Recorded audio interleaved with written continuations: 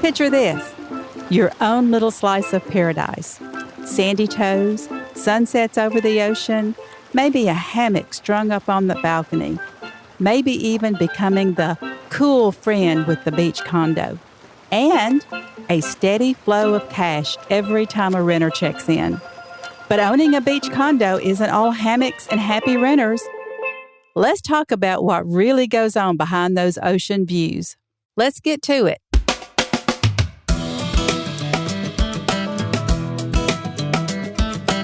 Hey there! Welcome to Your Real Estate Mama. I'm Jan Scott, and I'm here to help you navigate the ups and downs of buying or selling a home. I've been wrangling the real estate market for over 35 years, and trust me, with all this gray hair comes a whole lot of wisdom. I'm excited to share tips, a little humor, and plenty of encouragement to make your journey easier. Whether you're new or a regular, I'm so glad you're here. Follow the show for new episodes every week, and together we'll grow and help even more folks. You know, I think a lot of people, like I did, dream about owning a condo at the beach. And I mean, who wouldn't want their own little getaway spot to fix up, make it their own, and then rent out for some extra income? Maybe you're imagining pulling in an extra $25,000, maybe $30,000 a year or more. Does that sound familiar? Well, if that's something you've been dreaming of, stick with me, because I'm about to share some insights, both from my personal experience and from working with investors for over 15 years, that I hope will help you really understand what you're getting into. I never will forget my very first beach condo that I purchased. After doing some major research, I found my very first investment adventure. I was so excited, and let me tell you, I was as green as they come. But with a lot of research and the good Lord's help, I found the perfect beachfront condo that fit my budget. We pulled the funds together, and before I knew it, I was the proud owner of my very first place on the beach. It was such an exciting moment. My decorator brain went into overdrive. We gutted that place down to the studs, and by the time we finished, it was picture perfect, just like I had envisioned it. But then came my first renters, and with that, a reality check. Within the first week on the rental market, my brand new dishwasher had dents, some dishes were chipped, a few of my carefully chosen knickknacks were missing, and there was food stains on my beautiful new sofa. I couldn't believe it. I remember thinking, how do people manage to mess up things so quickly? But the truth is, they do. It seems like when some folks go on vacation, they forget everything their mama taught them about manners and respecting other people's property. One of the first things to look at when considering buying an investment condo or home is the rate of return, which simply means making sure you bring in more money than you give out. Thankfully, that little condo gave me a good yearly income for 8 years that I owned it, and my total earnings when I sold it was much better than if I had landed that money in a CD in the bank. Timing is critical when looking at investments. Time has a way of changing things for the good as well as bad, so it's important to know when to buy and when to sell. If I had held on to that condo for just another year, I could have made an additional $75,000 on it because the market skyrocketed the year after I sold it. Yep, I've kicked myself a time or two on that one. But hey, if I had a crystal ball, I'd be a rich lady. And when it comes to investing, it's like any other investment. You take your chances. Just like the stock market, you win some and you will lose some. Here's some pros on beachfront condo investment. A beach condo is a great way to make extra income.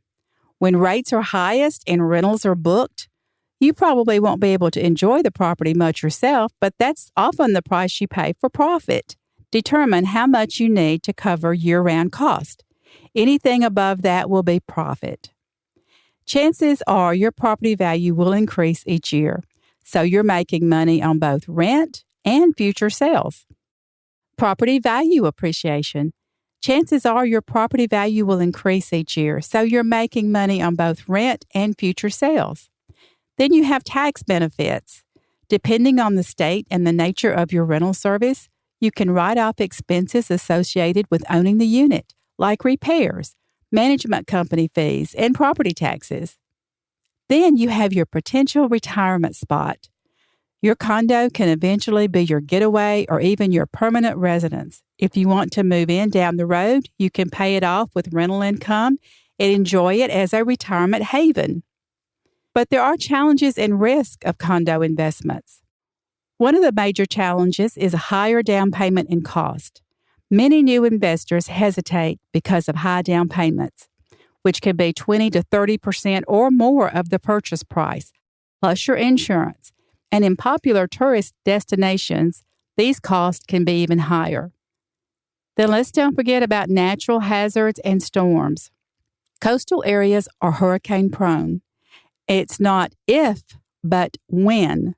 The HOA usually covers the building exterior while your insurance handles interior items. Depending on storm severity, there might be a special assessment for expenses the insurance doesn't cover. It's smart to have an emergency fund and to ask the HOA about coverage specifics before buying. Another concern will be mold and mildew. Humidity and ocean air are perfect for mold, and beachfront condos can experience rapid growth, especially if they're unoccupied in the off-season. So regular inspections and immediate response to leaks are crucial. Okay, let's talk about HOA fees and assessments. Beachfront condo ownership is regulated by a homeowners association, covering common spaces and landscapes, but requiring fees, of course.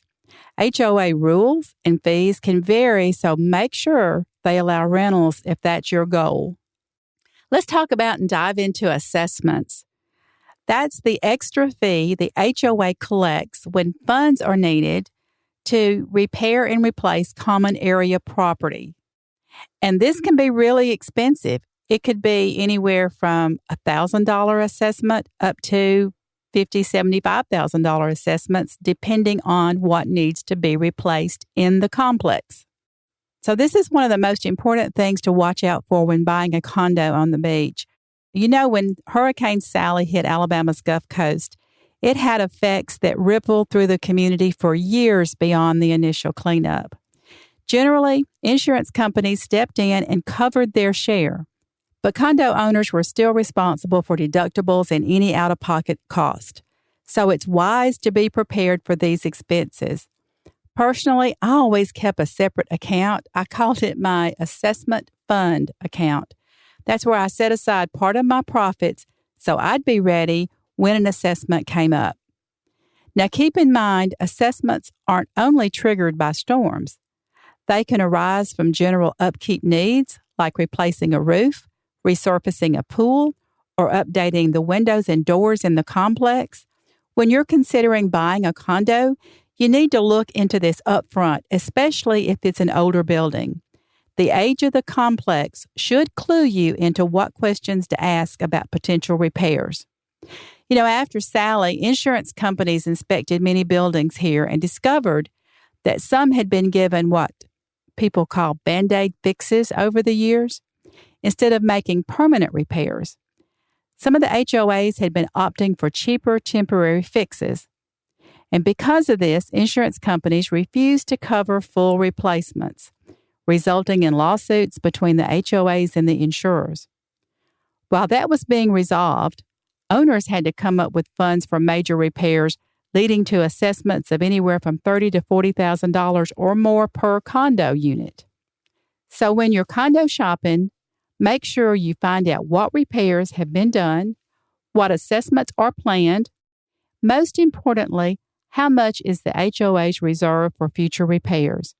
Most well-managed complexes will have this organized and have a healthy reserve fund, and it is crucial to confirm this before you buy. Well, the bottom line is investing in a beachfront condo can be a fantastic way to grow your assets, but it's essential to weigh the pros and cons carefully. The outcome can vary greatly depending on your situation and the factors involved. Remember what I always say, make sure you seek guidance from a trusted real estate agent. As always, I like to leave you with a little mama wisdom and inspiration. Today, we've explored what it takes to invest in a condo. While the potential rewards are real, success isn't instant. It takes time, patience, and yes, money to build a profitable investment. This reminds me of Proverbs 13:11. Wealth from get-rich-quick schemes quickly disappears. Wealth from hard work grows over time. So do your research. Make sure you have the right real estate agent to guide you and seek wisdom and guidance from above. Pray for open doors and the discernment to walk through the right ones. Well, that's a wrap. Follow the show for new episodes every week. Don't forget to leave a review, rating, or comment on your favorite podcast platform. Feel free to send me an email to jan@yourrealestatemama.com. I love hearing your questions and comments, and I'd be happy to help you find a great real estate agent anywhere you live. Be sure to follow me on Facebook at Your Real Estate Mama Podcast. Until next time, y'all take care.